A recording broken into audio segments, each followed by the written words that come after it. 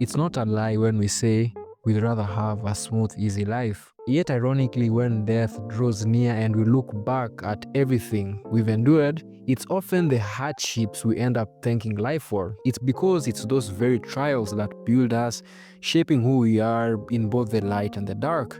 This realization has led me to reflect on the role of trauma in our lives, how it molds, distorts, and sometimes redeems us. And when searching for a story that captures this idea in its purest form, one stood above the rest, and this is the Demon Slayer series, particularly the Infinite Castle arc. Every character in this world bears scars from their past, as we know from the likes of Muzan Kibutsushi, Tanjiro, Gyomei, Genya, and many more, each carrying trauma that defines their path. But in this series, or rather in this movie, none struck deeper than Akaza. His story is not one of mere villain compared to other typical villain stories. He was once a good man, broken by circumstances, consumed by grief, and reshaped by pain. So we're going to start with this first story, like where it all began, and then we are going to examine that story. Then we are going to follow up what happened next, and then examine that, and then finish up the video. So Akaza's story begins long before he was a demon. He was born as Hakuji, a boy in the slums of Edo, living with his ailing father. Life was cruel and unrelenting. His father's sickness wasn't daily, and medicine cost more than they could even afford. Out of desperation, Hakuji began to steal. That's how life is. It drives you to the depths of doing things that you don't want to do. He pickpocketed from the people in the town, not for greed, but to buy the medicine that could keep his father alive. But the law, as anyone knows, shows no mercy, it shows no remorse. Whoever you might be, whatever circumstance of life you are in at the moment, Akaza was caught 3 times, and each time the punishment grew harsher. His body was beaten, his arms also tattooed to mark him as a criminal. The town's chief mocked him, calling him a demon child, and threatened to cut off his arms if he was ever caught again. Despite the humiliation, Hakuji accepted this punishment silently, telling himself that being called a demon didn't matter if it meant saving his father. But one day, when he returned home after his 3rd beating, everything changed. A villager approached him with terrible news. His father had taken his own life. In a letter, he exclaimed that he couldn't bear the thought of his son suffering for his sake, nor could he continue living on money obtained through crime. He begged Hakuji to live honestly and fully. This letter, of course, as it would to anyone, broke Hakuji. His father had been his only purpose, and now he was gone. With the marks of a criminal on his skin and no home to return to, Hakuji was banished from Edo. Overcome by grief and anger at a war that had taken everything from him, he wandered from place to place, fighting anyone who provoked him. He fought to vent his rage, to feel alive, to release the pain that consumed him. One day, after nearly unaliving 7 men in a nearby village, Hakuji's life took a turn. A man named Keizo, the master of the Soryu dojo, approached him. He challenged Hakuji to a fight, and he was a master. He of course beat Hakuji. Rather than finishing him off for reporting him, Keizo offered him something unexpected, a chance to start over.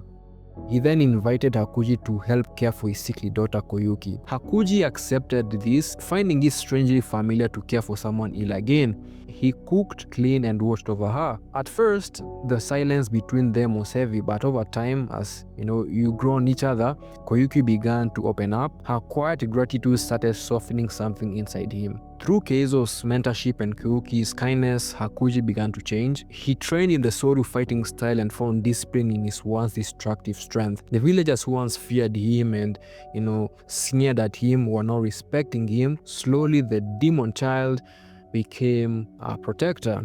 Years passed, Koyuki's health improved, and then came a day when Keizo told Hakuji that he wanted him to take over the dojo, and even offered his daughter's hand in marriage. This is the thing that you don't even believe can happen, and the fact that you are someone who was like a criminal to some extent, and then now someone has changed the whole perspective of your life, and you've grown, and now they're offering, their daughter as a bride and also taking care of the dojo.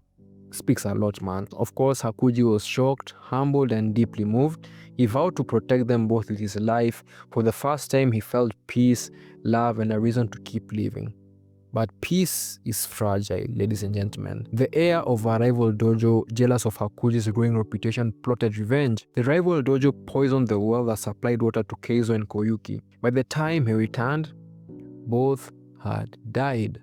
The sight of their lifeless bodies broke him in ways that you cannot imagine. Rage consumed him completely, and the same night, Hakuji went to the rival dojo and unalived all 67 of its members with his bare hands to the point of barely recognizing the dead bodies.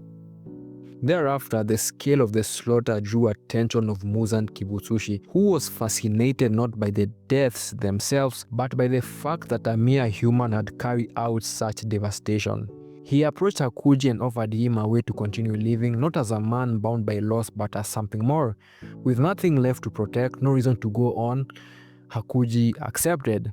In that moment, the man died, the demon Akaza was born. Over the centuries, Akaza fought countless demon slayers. He admired their strength and determination and often invited the strongest among them to become demons, unable to comprehend why they would choose to remain human and die rather than accept eternal power.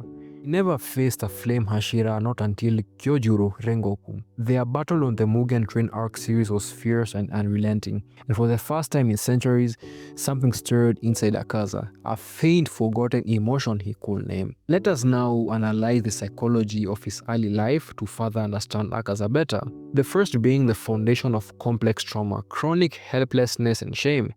Hakuji's childhood forms the archetype of development trauma. Growing up in the slums beside his terminally ill father, his environment was defined by chronic helplessness, an existence where survival itself was a daily negotiation against poverty and despair. His early thefts, often perceived as criminal acts, were in truth desperate adaptation to systemic deprivation. You can blame me, bro had to survive, man. The punishments that follow, the severe beatings and forced tattoos, constituted not only physical torment but psychological branding. The magistrates, or rather chief's label of demon child, externalized a core trauma narrative that became internalized as truth.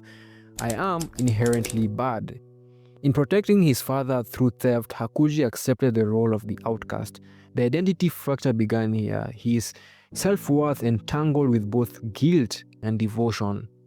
Number 2, we're gonna call it the traumatic rupture and pathological grief. The discovery of his father's unaliving is the critical rupture, an event that annihilates the fragile remaining structure holding Hakuji's world together. Trauma, by definition, occurs when an experience overwhelms one's capacity to process or integrate it. This moment achieves precisely that. His father's farewell letter, though intended as a guidance, becomes a psychological curse. It transposes the father's moral expectation into a lifelong burden of guilt. Hakuji's purpose to sustain his father's life is abruptly inverted into the belief that his actions caused his death. This transforms natural mourning into pathological grief, where guilt obstructs recovery and becomes fused with identity. You know what? Even before we go any further, we can all agree that there's something along those lines that really cuts deep in us, you know? I do not know what you've gone through, but there's some stuff that I've gone through and I'm like, damn, you know what? From what I've just said, cuts so deep in me. I'm like, damn, I further need to introspect. I further need therapy. If you are in a position to deconstruct that pain that you had, you know, in your past, do it, man. It's gonna help, man. I digress. His subsequent years of violence can be read through the lens of trauma symptomatology. He exhibits hyperarousal, living in a state of perpetual readiness for conflict. His fighting becomes a somatic expression of unresolved rage. Emotional dysregulation dominates his behavior. Anger erupts uncontrollably, detached from context or proportion. These are not acts of will but involuntary manifestation of unprocessed pain. Number 3, we're gonna call this the fragile recovery and the re-establishment of safety. Keizo and Koyuki represent the essential therapeutic components absent in Hakuji's formative years, which were safety, structure, and attachment. The dojo functions as a stabilizing environment, a system of order through which aggression is disciplined into skill. Koyuki, through her gentle presence, provides emotional regulation and secure relational connection. Within this ecosystem, Hakuji experiences reintegration. The internalized demon identity gives way to a new self-concept, the protector, the devoted disciple, the future husband. His engagement to Koyuki and his inheritance of the dojo signify more than personal milestones. They mark a psychological rebirth.